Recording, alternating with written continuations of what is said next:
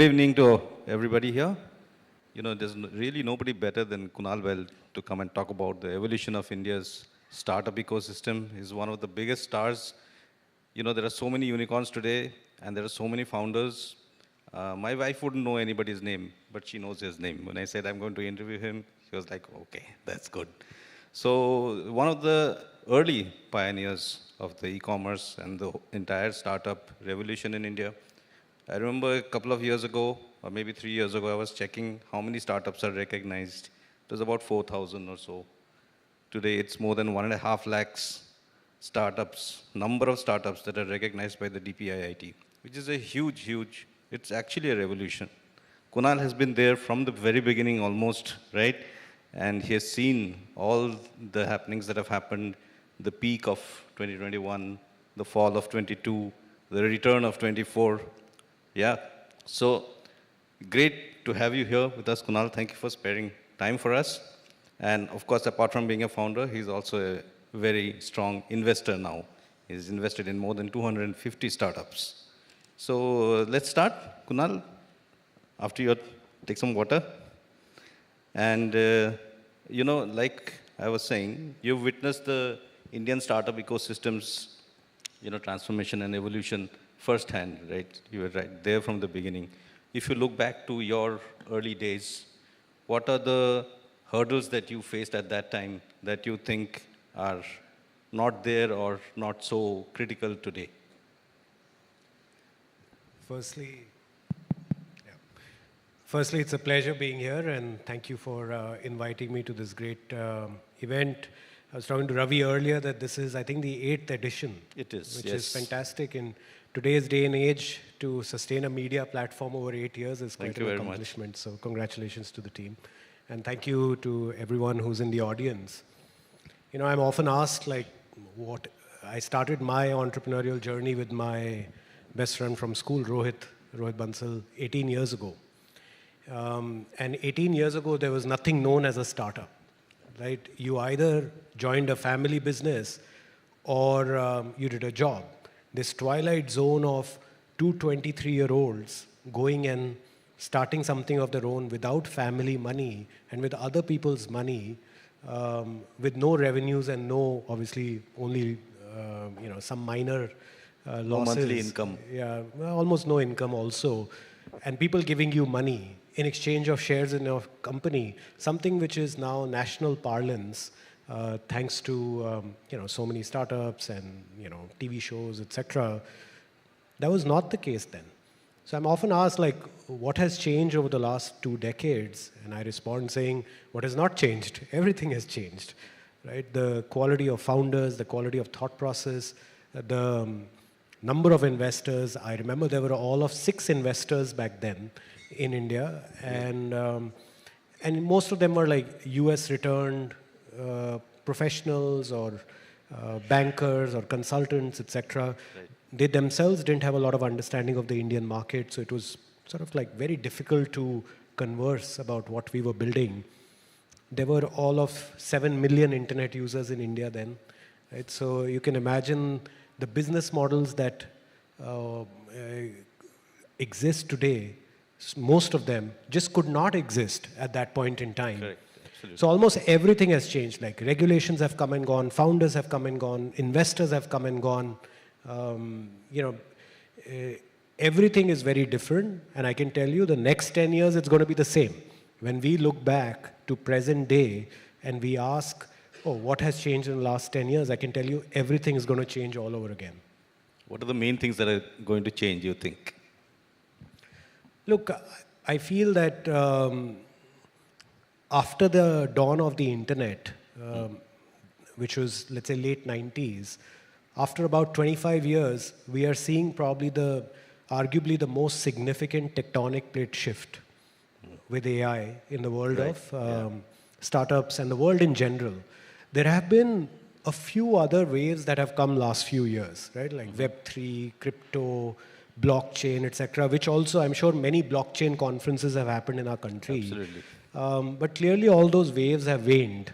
I can tell you this AI, if you want to call it a wave, it's not a wave, it's a new way of doing things. It is here to stay. And almost every business henceforth is likely going to have to adapt to this new way of building businesses and new way that the world will work. And it's going to be a very, very exciting world we are going to live in. Right. Could you also tell us a little bit about what challenges are there today compared to what you faced earlier? I'm sure the challenges would also have changed. What should investors who are looking up to you as a mentor, imbibe from you in terms of how to go about facing today's challenges? I actually feel it's become incredibly easy, much Really? easier to build a business because, compared to, let's say, 7 million internet users, when you have billion, and many of them having a smartphone, the market has gotten so deep. Yeah. And so many new segments have emerged. 10 years ago, in the world of e-commerce, you had one homogeneous lump of consumers, mostly urban, affluent, connected consumers. Now, every possible segment that you can imagine, and every possible cut you could put by geography, by income demographic, gender, age, usage pattern, preferences, there are large pools of users in every single bucket now. So it's now more a question of the founder's ingenuity to come up with ideas to go after those segments as compared to does the market exist or not. Also, the per capita GDP is going up, right? Like in pockets, certain states are now up to $4,000-5,000 per capita GDP. So they are the size, they are at the level of an Indonesia now. So all this while we've been saying that when will India get to 4,000, because that seems like the tipping point, $4,000 per capita GDP, that seems like the tipping point. Some states are getting there. And as a result, you're seeing some businesses are getting there also now in terms of hitting inflection points. Right. A few years ago, I remember Mr. Narayan Murthy had once commented that not much market research is done before launching a startup in India, which is why many startups fail, right? Is that the case still now? Is there a need to do any deep market research considering that the pool is so vast now, like you're saying? And what is the rate of failure now? You are investing in so many companies. Yeah, look, I think rate of failure will be, there will be a disparate number depending on the investor. But to your question, which is a good one that you mentioned about what Mr. Murthy said, it absolutely holds true even right now. Founders are going to spend 10, 15, 20 years building their businesses. You shouldn't be deciding what you're going to do for the next 15 years of your life in a weekend. Yeah. Right? I always encourage founders that at least spend 5% of the time on the pick. If you're going to spend 10 years of your life building a business, you can spend 6 months or 3 months or 4 months deciding what you're going to build in. Right. Because the worst thing is getting committed to an idea very quickly because you feel some company in the US raised $100 million last weekend in this particular idea. Nobody's doing it right now in India. Let me be the first out of the door and raise money first and then so on and so forth. In the end, you may fall out of love with that idea in 3 months when you realize how hard it is. Because what typically happens is whenever you start a new venture, a lot of excitement, a lot of euphoria, you're all pumped up to show up to work. And then there is this valley of death that comes when nothing is working, perpetual rejection all day long from morning till night. Nobody wants to come work for you. Nobody wants to be your customer. And resilience gets lost in that valley of death when you don't have core conviction behind why you are in this business. You didn't put in the work. And hence I always tell founders that, look, now you're spoiled for choice, right? You can go after so many different opportunities in India. You can build a consumer business, a SaaS business, a marketplace, a brand, a logistics company, a fintech company. There's so many opportunities to build a large business now in India. Just take your time. It's okay. Like market kahin bhaga nahi ja raha. It's like 6 months won't change anything. Yeah. Absolutely. See, you've been one of the first really in e-commerce, and now the next level of e-commerce is Q-commerce, right? Quick commerce. Like I was telling you in our pre-briefing earlier, that in my apartment society, the local mom and pop shop is now putting ads which was unthinkable, 10, 15 years ago. They didn't need to put ads anytime because people were always buying from them. But now everybody is buying from quick commerce. You just order something. Yesterday I found something missing when I reached the hotel. I ordered it. It came in 10 minutes. How is that model? What do you make of this Q-commerce surge? Is it something that is sustainable? Is it going to go deeper? Is it going to really hit the kiranas, which we have been talking about for a long, long time? Look, to me, as someone who's been building in e-commerce for more than a decade, it is actually deja vu. Right, right. When I see the rapid consumer adoption, I see all the advertising, I see all the media discourse, it reminds me of literally 10 years ago with the classic, e-commerce model that we follow.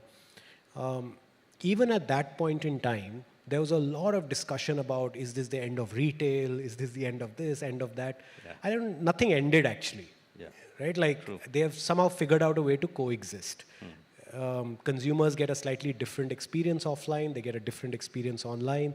The drivers of purchase are different.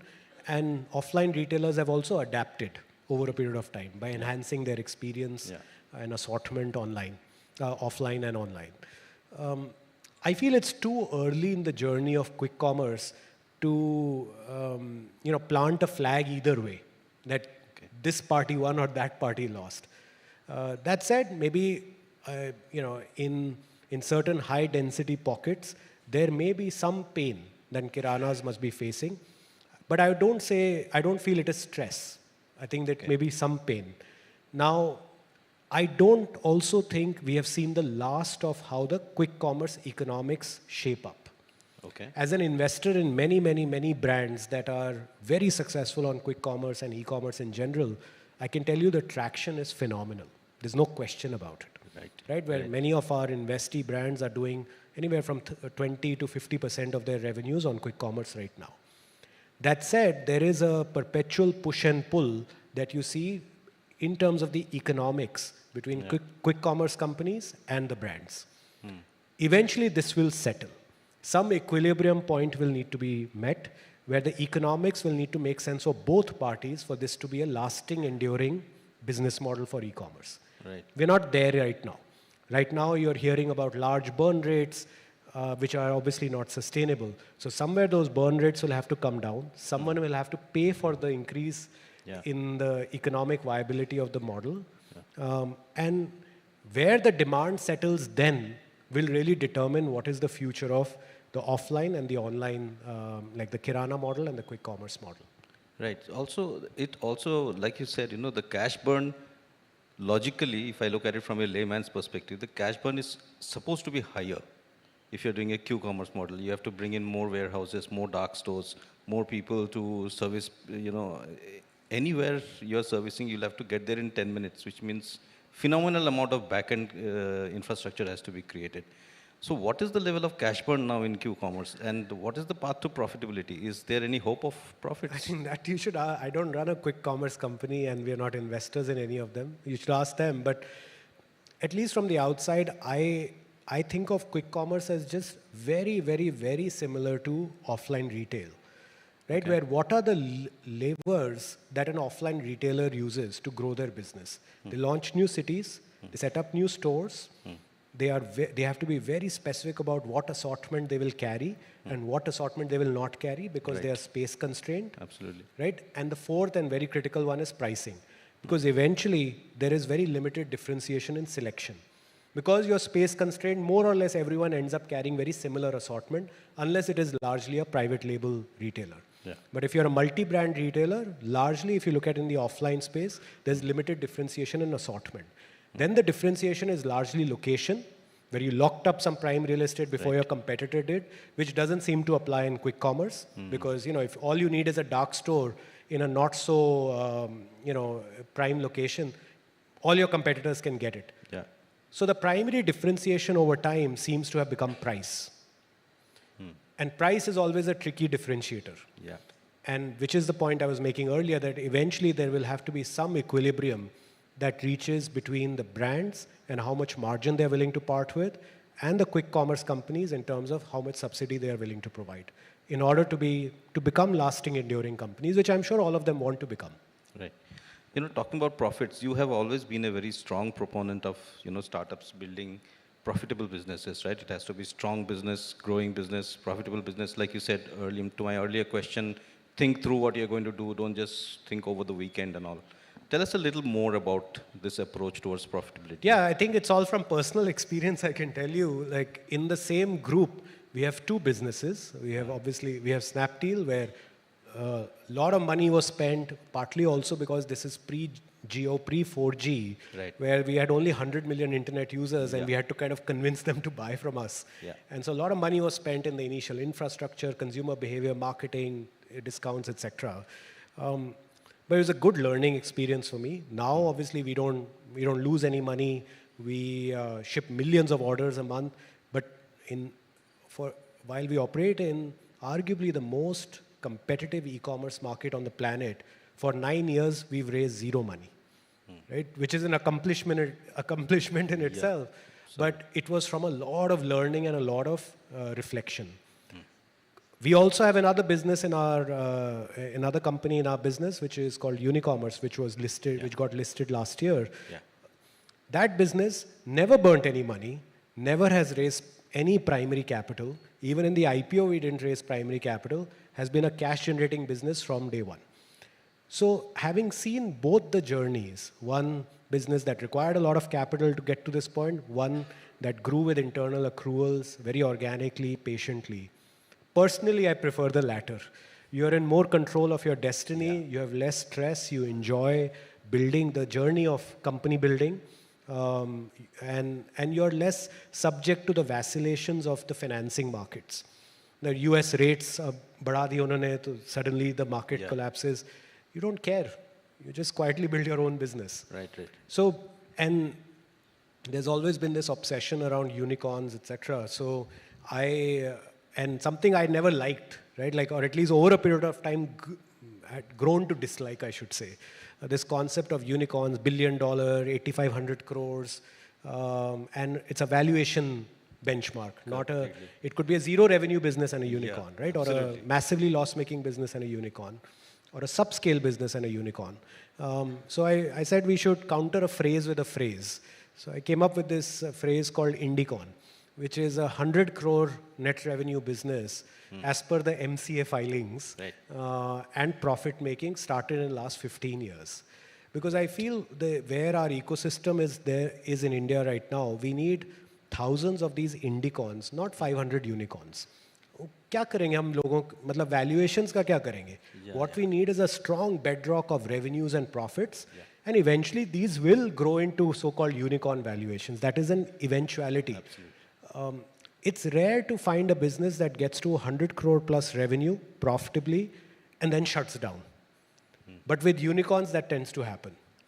Right? So inherently, it shows the fragility of assessing success basis valuations in private markets, that too, where one person has to say, I think you're worth this much. Yeah, it reminds me of some of my editors who, who would always say, valuation itna hai, so what? That is notional.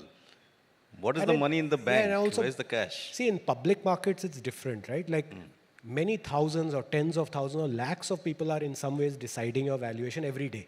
Right. In private markets, one person decides.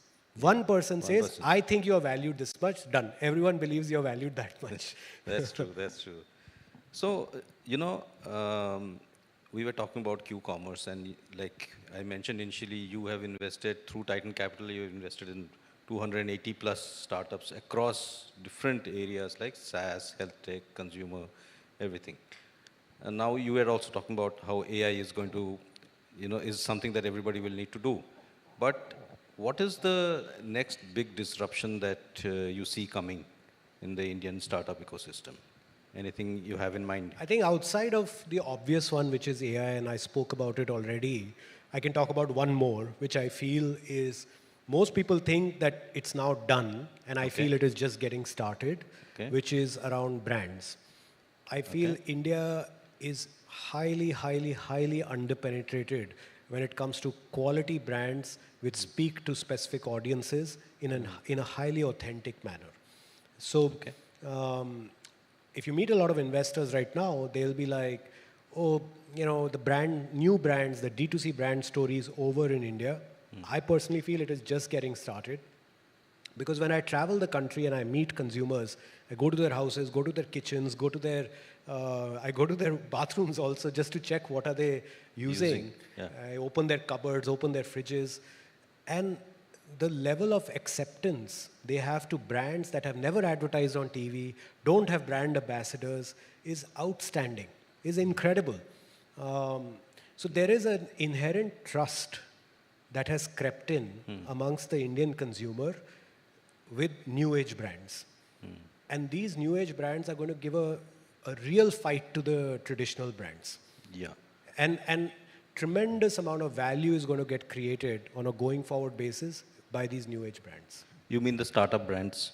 There have also been the regional brands that have always given the top brands a run for their money, whether you talk about FMCG or any of the other categories, right? There are, like you said, there is acceptance of a lot of smaller regional local brands that are really not known outside their sphere of influence. Yeah, the other thing, if you want a third idea given, Sure. We love more I ideas. Huh? We love more and more ideas. Yeah, maybe more entrepreneurship will get precipitated. I feel that there is a market structure that has changed. Earlier, people used to say that Indians don't pay for content. Right? As a media company, I'm sure you would have said that to a few people too. Yeah. I feel that has changed. Okay. Now, consumers have started paying for content, just the right content in the right bite sizes with the right amount of money. Because with the ubiquity of smartphones, ubiquity of UPI, and a general sense of familiarity with consumption, like now at 25, 30 GB per month per user, there is a habituation of consuming content. And with growing affluence, people have stopped caring a little bit too much about 10 rupees, 5 rupees, 15 rupees. So the next generation of media, content, businesses will be created by collecting these 5 rupees, 10 rupees, 1 rupees, 12 rupees. And those will create very large businesses also in India in the future. Okay. It's a very interesting thing that I noticed that you are also an independent director on the board of Piramal Enterprises. And coincidentally, Ajay Piramal and Nandani are going to be here, in less than an hour from now. What does it mean to you, right? You are this star, entrepreneur. You've seen it, been there, done that. You've done everything that you could. You're still investing, doing a lot. But being on the board of a legacy organization, how does it help you and how does it help them? Given if they are coming, you should ask them how it's helping We'll them. ask them for sure. Hopefully they say something nice. But we had a board meeting today only. But look, I feel over a period of time, it became clear to me that eventually the purpose of building a business should be to, ideally, if you can, the business has the strength and you have the ability and the resilience, the purpose of a business is to take it public. So that, that's when it becomes a lasting, enduring company, with many shareholders in the public eye and the scrutiny. So it has to always uphold a high standard. Somewhere along the journey of my entrepreneurship over the last 18 years or so, I realized that at the end of the day, that's what I want to do with my businesses. I want to take them public eventually. Right? And last year we successfully were able to take one of our businesses public, and it was very successful. It was the second most subscribed IPO of 2024. It was oversubscribed 170 times. Maybe a bit of the sign of the times, but it continues to trade over IPO price despite the market meltdown, so I'm happy. But I felt there's no better way to learn how to run a public company, how to conduct myself as a promoter of a public company than being on the other side. Right. On the board. Because that's the only way you can truly empathize the challenges that someone who's a custodian of the shareholders' interests, which is the independent director, only then can you truly appreciate that what an independent director goes through, so that when I have my promoter hat on, my operator hat on, I can do right by them, right by the shareholders. It was hugely beneficial. That's why I got in. Over a period of time, I learned so much more. Right? Okay. Like you always get into something because you have a certain thought, but usually you get surprised by other things that you learn in the process.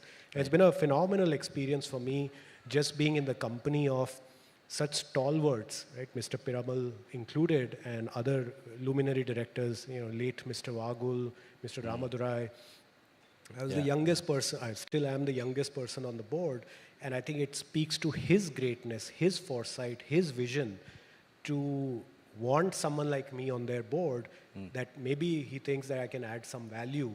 I'm just completing my 5 years right now, this year on the board, and it's been a fantastic learning opportunity, and I'm very grateful to him. So tell us, if you put on your hat of an independent director, as opposed to Kunal Bahl, the star entrepreneur and the promoter, what are two challenges that independent directors face that when you put on your promoter hat on, you are going to be cognizant of?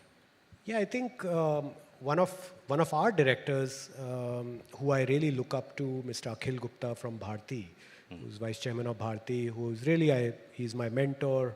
Pretty much everything I've learned about business, I've learned from him. So I'm, perennially grateful to him. He's been on our board for over 12 years now. And, there oftentimes founders, new age founders, younger founders always feel that there's an adversarial relationship you need to have, or you will have an adversarial relationship with your investor directors or independent directors, that somehow they are not on your team, so they're on the other team. But that is not the case. They are actually there to protect you from yourself more than anything else. They are aligned with you. They want you to do the right thing always. And sometimes founders, operators can get overzealous, right? Not out of ill will or wanting to do something wrong, but just get, overexcited about an opportunity. And you need that voice of reason in the room to tell that, have you thought about everything? Have you thought about X, Y, Z? This is something we've tried before. It didn't work out for us. Why would it work out this time? You want a well-wisher in the room who has a fiduciary responsibility to the shareholders, but at the same time wants you to succeed, right? Really wants you to succeed. So I learned many valuable lessons. I asked Mr. Vagul when I was getting on the Piramal Enterprises board that what advice you have for me. And he's arguably one of the incredible individuals, great Indians, I would say. And he said that always focus on listening in a board meeting, and if you have a lot of comments, send them later on. So that's at least the philosophy I follow. Okay, thank you. The alarm has rung and our time is up. We will try for a question from the audience. Is there a question? I got so many questions. We won't have time for so many of them. The gentleman in the front. Oh, you already have the mic. Okay. You go for it. After that, you take it from him. Short question, please. Don't give a long statement. So, I will start with the Shark Tank because we have seen you and followed you, and we have seen the closure of the deals also. And you are so focused, and you generally try to take the higher equity than the other sharks. But we have seen you have invested already in more than 250 startups. So my question is, how do you manage the after investment, the due diligence and the portfolio management? Because handling this many startups, it's not easy. Yeah, yes. It's a good question. It's a good question. Thanks for asking that. Just to be clear, these 280 odd startups, we invested over 15 years. So it's not like we started last year or 2 years ago and then invested in 100 startups per year. We have an average run rate of 15, 20 companies that we'll invest every year, which actually comes out to maybe 1.5 companies a month or 1 company a month, which is actually not that much.